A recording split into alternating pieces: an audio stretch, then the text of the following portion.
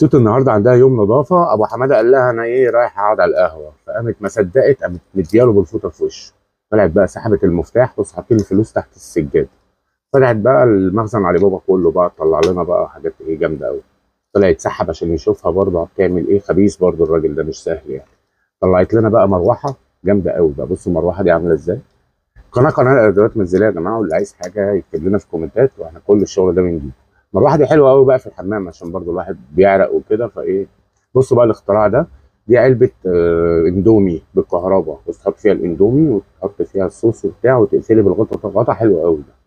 تقفلي بقى بالغطا وقلب قلب يا معلم. المصفى دي بقى ايه، طالعه جديد والناس بتطلبها كتير، ان شاء الله هنجيبها. بصوا بقى دي مكعبات تلج كده بالوان وحاجات زي كده، معرفش ده عصير ايه مش عارف، بس الديسبنسر عجبني قوي يعني، الديسبنسر نفسه بتاع العصير حلو قوي، بس ده عصير ايه بقى مش عارف. بصوا بقى المنظمات اللي في الثلاجه دي. صلوا على النبي.